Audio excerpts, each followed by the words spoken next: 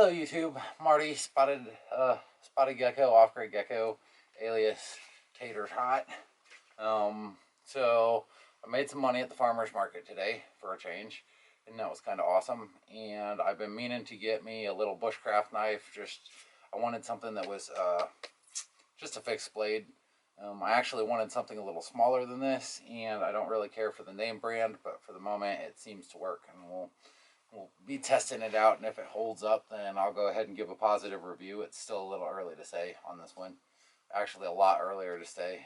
Get about 20 or 30 hours in on this thing, and then I'll say. So this is the Ozark Trail, something 11. It's an 11-inch overall knife. Like I said, I could have easily done with something a lot shorter. This has got a 6.5-inch blade on it, 4.5-inch handle. So that gives you overall 11 inches. It's not quite a 1/4 of an inch thick, but it's a fairly stout, thick knife. I mean, it's a decent handle. There's no flex to it or anything, so it's definitely in the knife category, not in the machete category. One thing automatically I really don't like about this knife, though, is the blade runs all the way down, and the blade's sharp, like right out of the package too, so I know it'll take an edge. Just a matter of how long it'll hold one, we'll find out.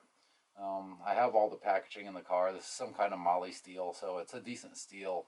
Depending on the heat treat they put on it, it might be actually a damn nice knife, and it was only $20.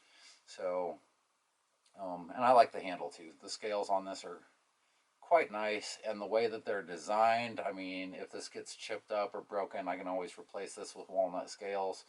It looks like these are just little star drives here holding it in place, so apply a little heat in case there's Loctite in there, back them out, and should be able to pop a new set of scales on here fairly easy if the need arises. But back to the thing that I really don't like about this knife, the blade runs all the way, the edge runs all the way down to this finger grip here.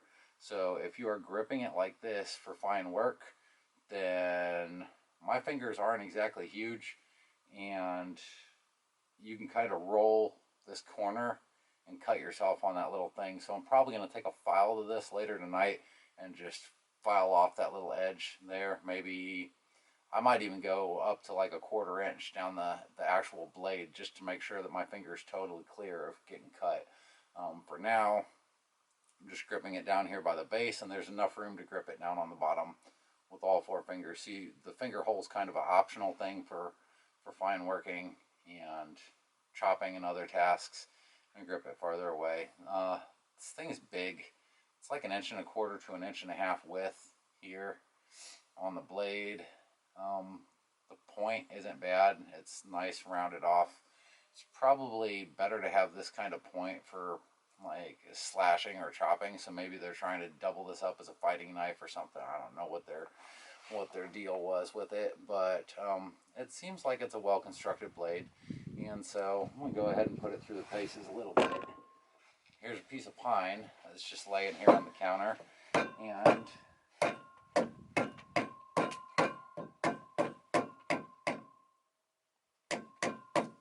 so for light hewing duty,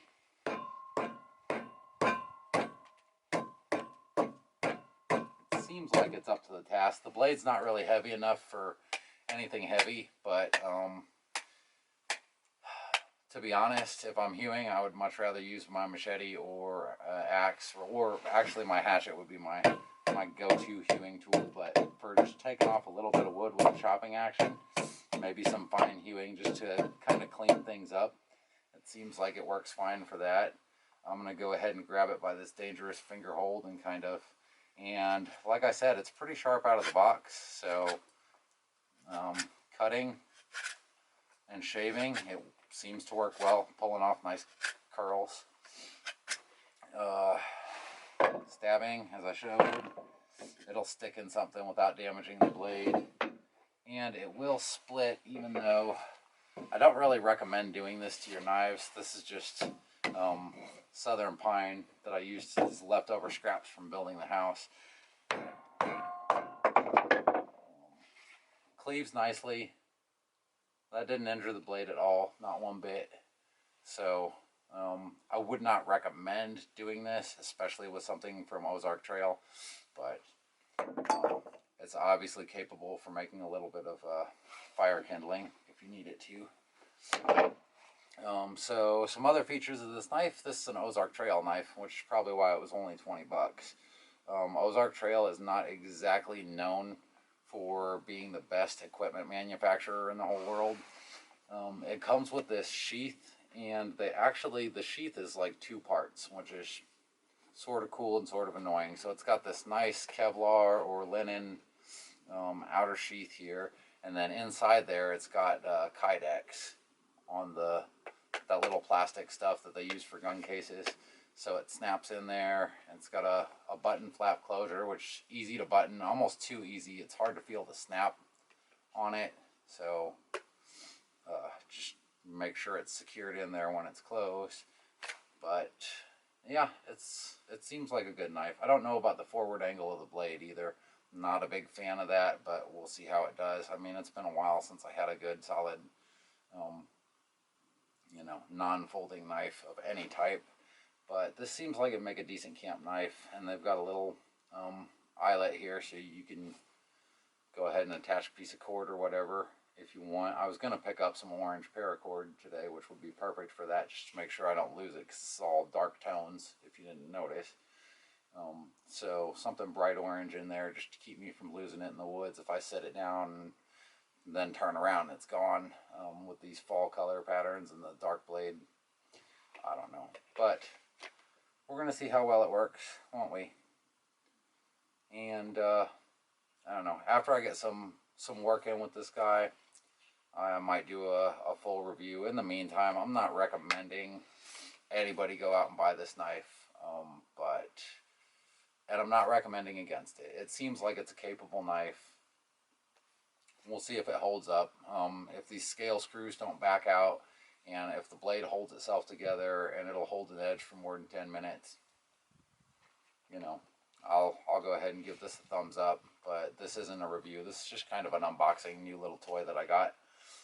And it'll come in handy around here because I don't have a good camp knife.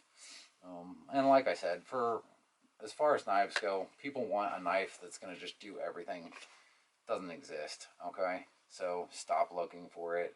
And I wanted to go ahead and buy something before I talk myself into going and getting a Knives of Alaska, $120 forest knife or something.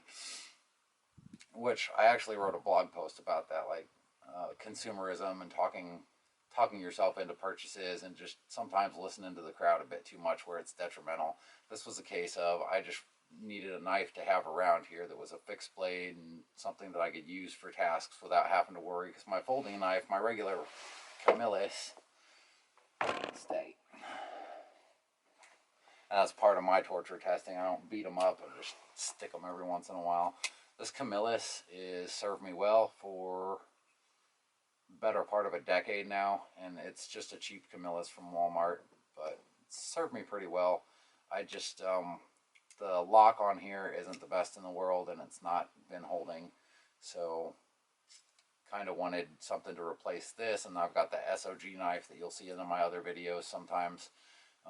That's actually mounted on my pouch right now that I'm setting up, so this is what I've got to work with during the day, and it's fine for most things still. But like I said, I don't really trust this for a lot of the work that I'm doing here around the property, and it's just because it's got a tendency where it will fold back on me unexpectedly, and I don't want to slice a finger off because of a loose folding knife. So even though I've got that guy in my back pocket right now, this is going to be my general purpose knife for around here. And like I said, it seems like it's decent quality. It's made in China. It's definitely not anything special. The moly steel on it, it's like a molybdenum vanadium steel. I forget the exact designation, but it says it on the packaging what kind of steel it is. It does not say what kind of temper it's taken, but you're not going to find that on any packaging these days, or any other day in history for that matter, unless it's been forged by somebody famous. But yeah, I don't know how the heat treat is on it, but it'll hold up to a little bit of stabbing, obviously, and I don't think I damaged the point with that. Yeah, point's not damaged one little bit from stabbing into pine, so I guess we're safe there. More often than not, I don't really stick my knives in stuff anymore. I just kind of hack them into the side of some live wood like that, and they'll stick that way if I need to put it down for just a second and remember where it is without sitting on the ground where it can be stepped on. The holster that it comes with, or the sheath, I guess, as it were, seems fairly rugged. And like I said, it's got that Kydex sleeve in there. I almost wish that these buttons were buttons instead of rivets. That way, if you needed to, you could just pull this off and just be left with just the Kydex, because I can take that and bolt it down to something. But that's another issue entirely. And for a $20 knife, I would say not too bad. Probably be more on this later, but I'm going to go ahead and hang that up because this is way too long for a little knife intro and unboxing type thing. And I've got cats roaming around everywhere and it's starting to get dark.